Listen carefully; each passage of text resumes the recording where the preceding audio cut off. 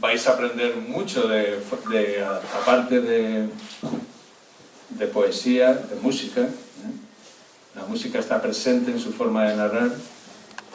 La música, sabéis que empieza con determinados elementos, llega a un clímax y luego se llega a una especie de reposo, un poco como una tormenta que se avecina, estalla y luego viene la calma. Entonces su estructura es un poco así.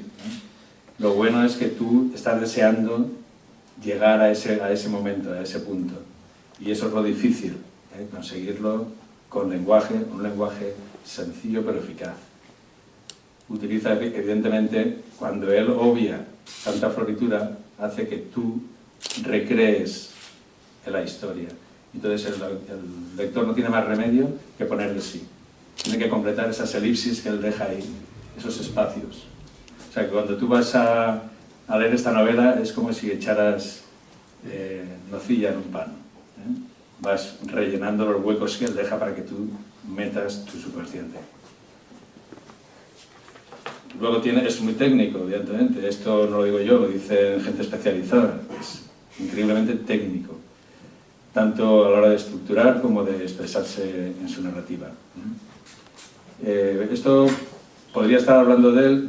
A mí, el profesor Kevin Powell, cuando terminé la filología inglesa, quería que hiciera yo una tesis sobre novela negra basada en Chester Himes, que es un novelista que conoció a Hemingway, era de color, era negro, y vivió aquí en España en sus últimos años, pero estuvo en la cárcel, vivió lo que escribía, pero no sé si fue en la cárcel donde aprendió a escribir, y sus novelas se salen de lo que es el pulp, se le está revolviendo. Bueno, Kevin quería que yo hiciera esta tesis doctoral, pero en aquella época había mucho trabajo de inglés y yo no tenía tiempo de tesis, había que trabajar.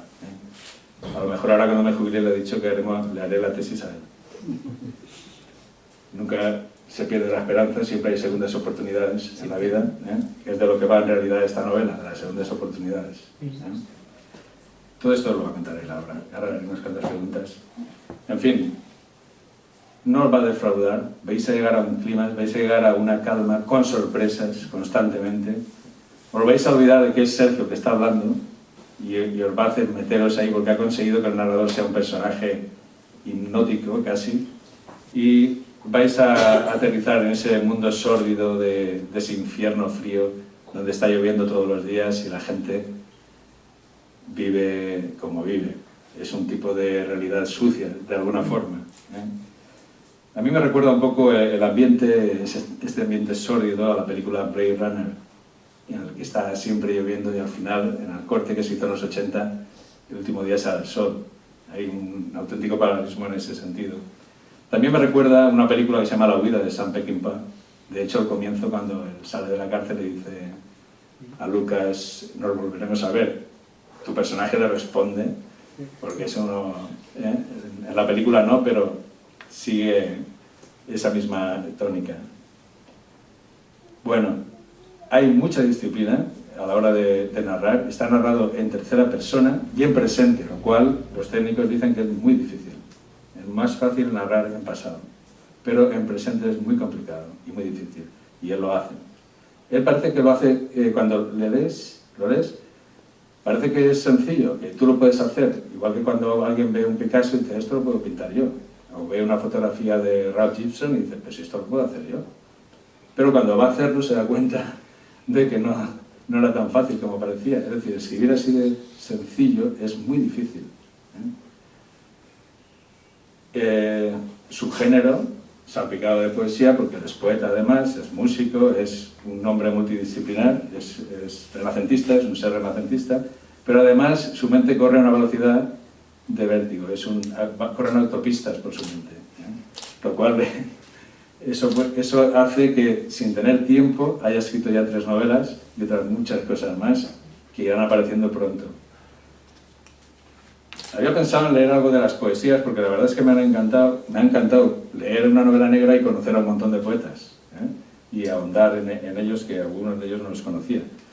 Lo de Miles Davis sí que me ha gustado mucho, porque yo escucho mucho a Miles Davis. Podéis poneros a Miles, os aconsejo el álbum Kind of Blue, un tipo de azul, de tristeza, y que leáis a Sergio, Un día de lluvia, para que estéis más ambientados. Muy bien, y hay unas cosas que hace el narrador de una forma impresionante, que es llevarte por la historia como si estuvieras viendo una película, pero dentro de la película, en 3D, prácticamente. Consigue que incluso despistarte, engañarte. O sea, te lleva por sitios donde luego te va a dar una sorpresa, te va a dar un susto. Y lo hace genial. Entonces, yo solamente le deseo lo que sé que le va a ocurrir. Va a tener mucho éxito en un futuro, quizás no muy lejano. Y pienso que todos los que leáis su novela os vais a quedar muy contentos. Y sin más, yo pasaría a hacer las preguntas. La primera pregunta se la hago yo le hago un par de ellas, él contesta, o algunas más, y a continuación damos paso a que el público le haga alguna pregunta más. Yo voy a hacer una pregunta que ya te han hecho en otro sitio, porque así ya la llevas. La pregunta es, ¿en qué te has inspirado para hacer la historia? Antes de nada, muchas gracias a todos por venir. Muchas gracias también siempre a Augusto de la librería La Farándula por dejar, ¿no? Abierto este espacio para que no se acople, para que cualquier persona que tiene inquietud de escribir, de publicar, pues tenga aquí la oportunidad en esta pequeña isla cultural que tenemos en Novelda de poder presentar. Así que muchas gracias a Augusto y a todos, por supuesto, por venir. Esta novela, también en la sección de agradecimientos, obviamente no existiría si no es por mi agente, José Herrera, si no es por la editora de Medacovia Editorial, Vicenta Sánchez, y bueno, gracias también a las dos, porque una se pelea porque puede encontrar a la segunda, ¿no? Mi agente se pelea o se preocupa de que las historias que uno le ruedan por la cabeza puedan ver la luz. Así que en ese sentido muy bien. Y ese punto de partida, o en qué me inspiro, que preguntaba Charlie, al que también obviamente le doy las gracias por todo, ¿no? Por tanto tiempo. Creo que los lazos se hicieron más fuertes a partir de ese Betania que has comentado, del año 2006, y pues 10 años después aquí estamos. Me inspiro yo creo que un poco en la realidad, ¿no? La novela negra, si algo tiene, es ese pozo de realismo o de crónica social que de alguna manera hay que ver reflejado en las páginas. Siempre cuando uno escribe, o cuando uno lee, o cuando uno vive, tiene que ir viendo y fijándose en esos pequeños detalles, y a veces algo tan mínimo como una noticia de periódico o una anécdota que te encuentras o que ves, que ni siquiera eres tú el protagonista, puede servir de arranque para una trama. Y la inspiración viene un poco de ahí, ¿no? De tener ganas, ¿no? de contar estas historias que muchas veces surgen de una mínima imagen, y de la imagen inicial que ha contado ya Charlie, de ese hombre salido de la cárcel que está preocupado porque su chica no está en la puerta esperándole como él había deseado durante esos 14 meses. A partir de ahí se forma la trama, o se tejen los hilos de ir preguntándome, a medida que surgía la trama, quién es ese hombre, o quién es esa mujer, por qué está en la cárcel, qué ha hecho, y a partir de ahí se teje la estructura, que a veces es lo más complicado cuando no se tiene demasiado tiempo para escribir, ¿no? Tejer una estructura previa para después poder escribir casi de tirón y en cualquier momento, siempre y cuando el esqueleto inicial esté bien estructurado, que a veces es lo más difícil. Yo no tengo prácticamente más preguntas, porque tampoco vamos a hablar ni de los personajes ni de cómo va la historia, porque no tiene sentido. Es muy importante no saberlo, para que os podáis meter en ella.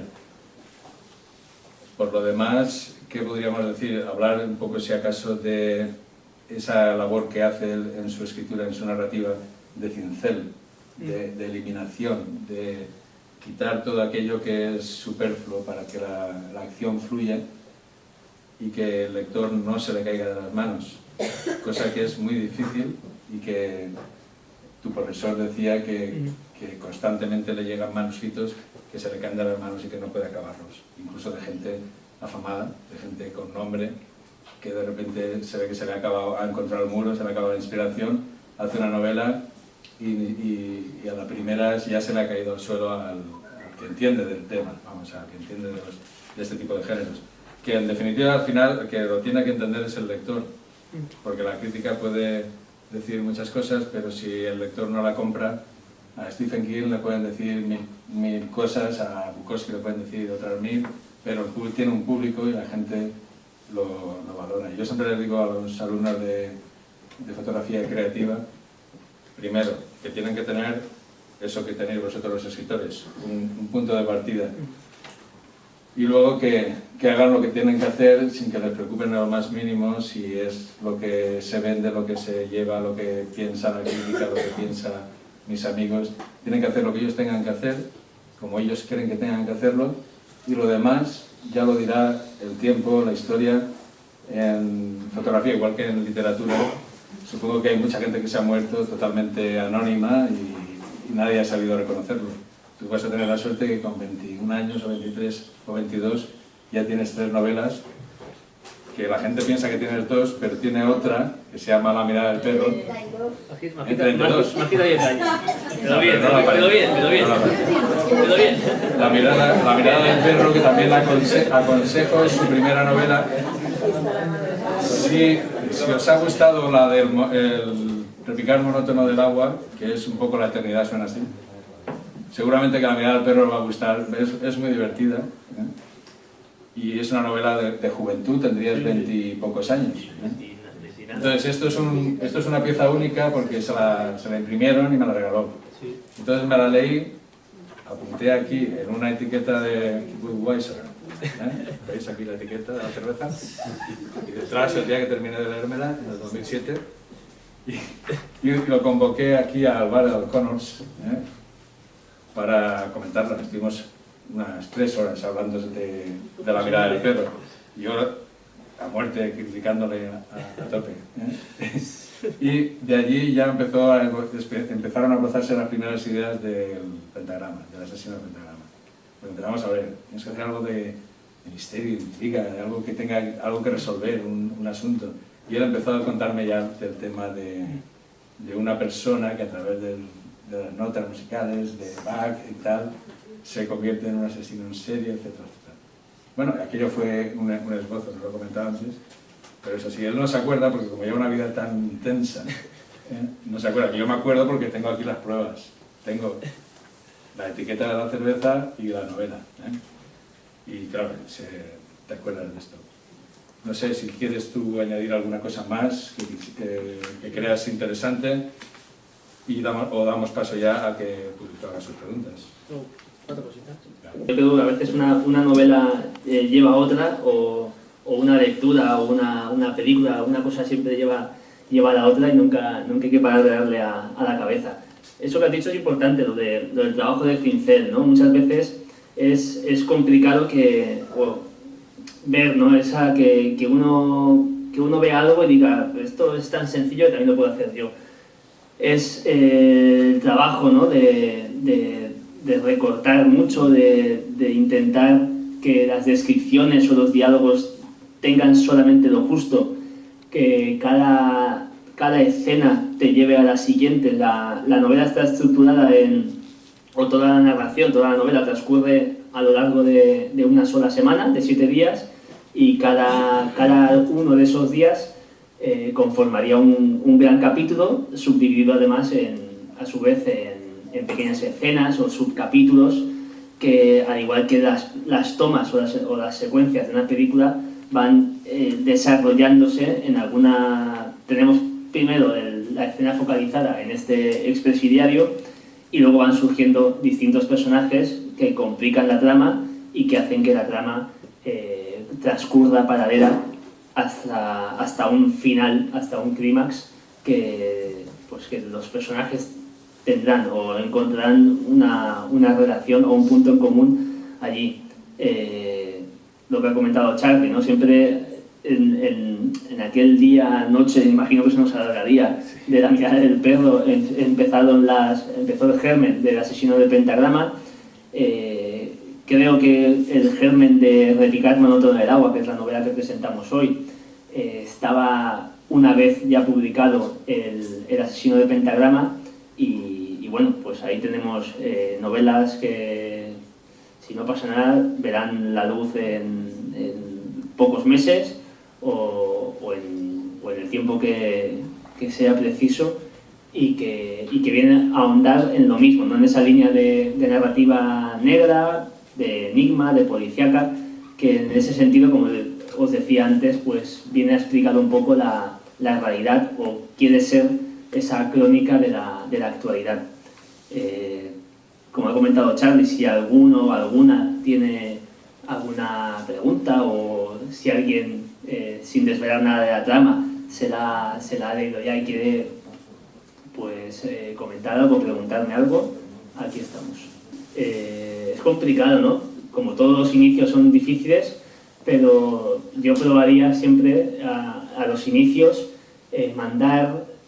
primero releerla mucho, dejarla reposar y a los meses retomarla y cuando uno ya parece que se ha olvidado de esa novela, volverla a leerla, porque ahí es cuando te das cuenta, aunque la has escrito tú, pero te das cuenta de, a lo mejor, de pequeños fallitos, errores que pueden mejorar la historia. Una vez ya la historia perfecta, pues probar suerte o bien con concursos o bien con editoriales a las que se les puede, más que mandar la novela entera, que es a veces si la mandas impresa, pérdida de dinero y tontamente, mandar un par de capítulos, una sinopsis o una breve descripción de cómo transcurre la historia y bueno, pues muchas veces yo hice así con el asesino del pentagrama, vas mandando capítulos y hay editoriales que te dicen me ha gustado ese segundo capítulo, mándame el resto. Después ya no tienes, a lo mejor ya ni te vuelven a contestar, pero es posible que te contesten pues me ha gustado, no me ha gustado y finalmente si la historia es buena, casi siempre verá la luz. Muchas gracias. De nada. Cuando empiezas a escribir, ¿lo tienes todo ya esquematizado o a partir de un patrón luego ya dejas que fluya y...? Yo suelo tenerlo todo muy estructurado, ¿no? muy esquematizado o con notitas o incluso con pequeñas tarjetitas que uno pueda ir moviendo, a veces escribiendo o algunos esbozos de diálogo, de descripción, pero la idea de a dónde quiero llegar desde el principio ya la tengo creada. Desde el instante en el que uno escribe o redacta esa trama en 25 o 30 páginas, más o menos, que se pueda quedar esa primera idea a veces sin diálogos, con descripciones mínimas, a veces solamente con este personaje se encontrará con este y para ver cómo transcurre la trama, para poder ver en un simple vistazo si algún momento de la historia cojea. Y así ya cuando uno se pone a escribir tiene pequeñas libertades que puedan surgir ahí momentos, pero la historia ya de planteamiento de un desenlace está en el sitio. Es posible que alguna sorpresita o te des cuenta que un personaje a la hora de elaborarlo, pues así como habla, ¿no? O de alguna manera en los diálogos te des cuenta que pueda profundizar más, pero muchas veces te tocaría retocar en esos momentos la trama o la estructura. Pero a mí me gusta tenerlo todo atado y bien atado al principio y dejando pequeñas diversiones ya para el momento de la escritura. Te lo he preguntado porque decía Delibes que cuando los personajes ya están configurados, la novela ya empieza a caminar por sí sola, ¿no? O los personajes. Sí, muchas veces. Eso a partir de que ya lo tienes todo claro, pero te puede inducir, por ejemplo, un personaje que empieza a coger altura a lo mejor y te apetece seguir a lo mejor y cambias un poquitín a lo mejor la idea inicial, ¿no? Que también sí. puede haber, ¿no? Y eso es bueno, si te pasa eso, es bueno que te des cuenta Incluso el final, a lo mejor en la trama. Y cambiarlo de la idea original, claro. Sí, pero si uno... A mí me gusta tenerlo, esas cosas que me pasen cuando llevo eso, 25 o 30 páginas de la estructura, para que no te pase cuando lleves escritas 150 páginas, que digas, me toca rehacer, quitar. Te pasa con 25 páginas de estructura antes incluso de empezar a escribir, y parece que ese trabajo, pues dices, bueno, pues ha sido un trabajo de mes y medio, 2 meses de pensar estos personajes, pero así me pilla mejor luego. Si no, el susto puede ser mejor, puede ser profundo. Una pregunta. Hay una especie de búsqueda de la felicidad de los personajes. ¿Tú crees que tienen posibilidad de felicidad? ¿Se pueden considerar buscadores en ese sentido? Son unos... Pese a que tienen unas vidas totalmente sórdidas, todavía tienen ahí al fondo como algo que les dice que pueden cambiar sus vidas y llegar a ser felices. Lo digo por uno de los personajes que intenta ser feliz 3 veces en su vida y no lo consigue, y hace referencia a los 3 deseos. ¿De acuerdo? No vamos a contar mucho más al respecto. Yo creo que todos los personajes en la historia buscan la manera de una segunda oportunidad, ¿no? A veces incluso más, ¿no? Pero una segunda oportunidad en sus vidas, o la capacidad de buscar o de redimirse, ¿no? La capacidad de Esta novela también habla mucho de redención, de la búsqueda de segundas oportunidades, de intentar borrar el pasado y ver en toda esa oscuridad de esta ciudad sin nombre y sin ley, en esta ciudad sin nombre, ver al fondo el puntito de luz que de alguna manera les salve. Y todos los personajes tratan de buscar eso, ¿no? de que cuando son conscientes de que se han equivocado, o aún sin saberlo, quieren buscar esa segunda oportunidad y la búsqueda de la felicidad, que no es más que eso, algo que imagino que todos cuando nos levantamos buscamos, ¿no? Que pasemos las 24 horas del día busquemos eso, la búsqueda de la felicidad. Cada personaje la encuentra de una manera que a lo mejor el lector no está de acuerdo con esa búsqueda o con esa felicidad que el personaje persigue, pero que es su punto de vista, ¿no? Que aquí cada personaje es de su padre y de su madre, por así decirlo. Cada personaje es muy diferente entre sí, pero todos buscan la segunda oportunidad. Bueno, a mí una cosa que me gusta mucho es que él, ya en esta novela, en ningún momento el narrador, él es un espectador, deja caer, no es un omnisciente, es una persona espectadora de los sucesos, aunque deja caer de vez en cuando algo que solo puede saber porque es el narrador. Pero lo que más me gusta es que no hace ni un solo juicio de valor. Cosa que en la primera novela, ¿te acuerdas que comentaba? No puedes, aunque bueno, se te perdonaba porque era lo que pensaba el protagonista, pero daba mucho la sensación de que opinabas moralmente, sobre cómo se comportaban, o hacían comentarios. Entonces, aquí en esta novela cada uno pienso que va a experimentar algo distinto con cada personaje. O sea, vosotros os vais a meter en la piel de los personajes y vais a hacer una valoración totalmente distinta. ¿Por qué? Porque no está condicionada por él. Él los ha dejado ahí libres para que vosotros lidiéis con ellos.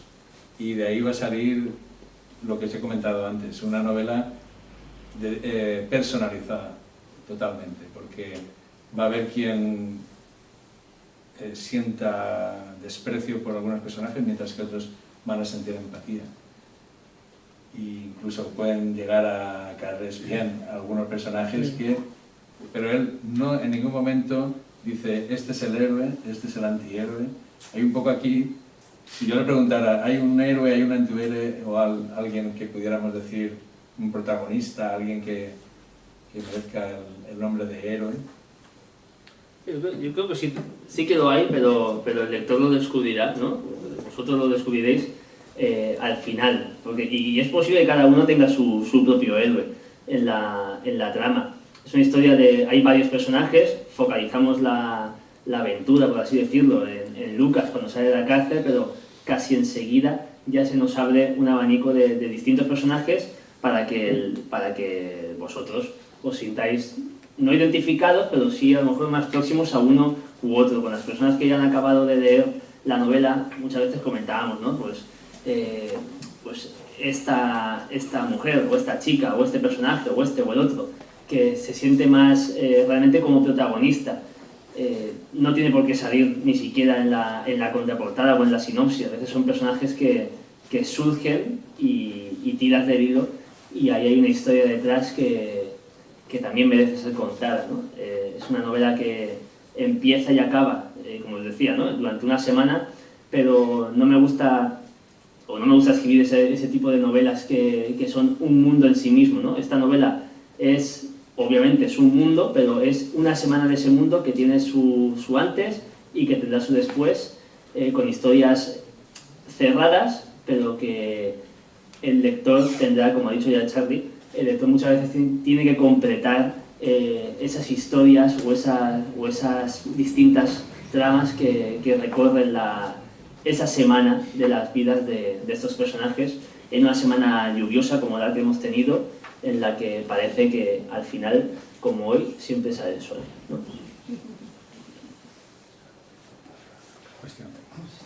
A ver, Sergio, ¿podrías sí desvelarnos mucho en dónde has ambientado la novela? Porque en el Asesino del Pentagrama pues estábamos claramente en novela, ¿no? Veíamos la glorieta, el conservatorio, es como pasear por las calles del pueblo. Aquí que sé que no hay ninguna referencia, me imagino que no hay ninguna referencia a novela, ¿dónde has ambientado esta historia? Esta historia está ambientada en Cataluña, porque aparecen Mossos d'Esquadra y aparecen, pero es la única, pero no hay ninguna ciudad en concreto, no hay ninguna ciudad de referencia que se cite. De hecho, aparece en la novela pues el conocido restaurante Azafrán, que ya cerró sus puertas,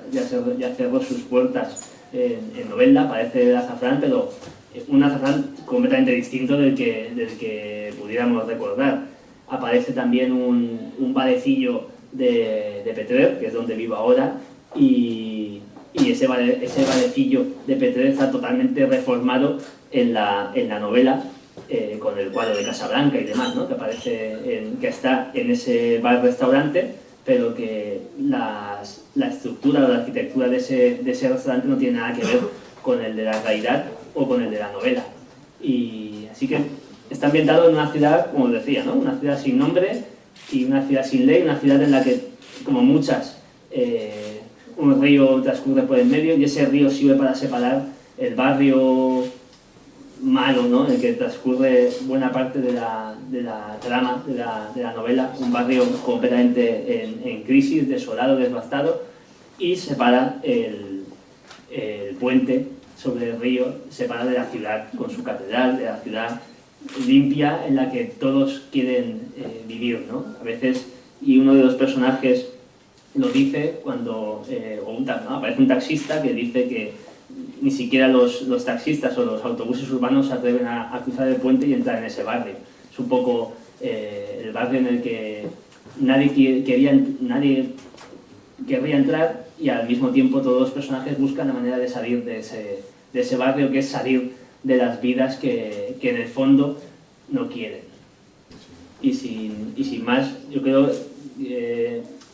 no lo dije, ¿no? Ayer me entrevistaban en varios sitios para promocionar la velada de hoy. La novela tiene un arranque, yo creo que les va a gustar, y obviamente, aunque no suelo poner siempre, no, el otro día recordaba, no suelen estar dedicadas las novelas, pero sí me gusta poner agradecimientos al final. Esta novela en concreto sí que tiene su dedicatoria, una dedicatoria que está en memoria de Luis, al que todos conocemos, ¿no? A Luis el Pasiego, que falleció hace muy pocos meses, y la novela está de alguna manera evocada o dedicada a mi amigo Luis, ¿no? Que allá donde esté, pues seguro que esta novela le gustaría y le gustaría. Y sin más, pues Si alguien quiere que le firme el libro, encantado de la vida.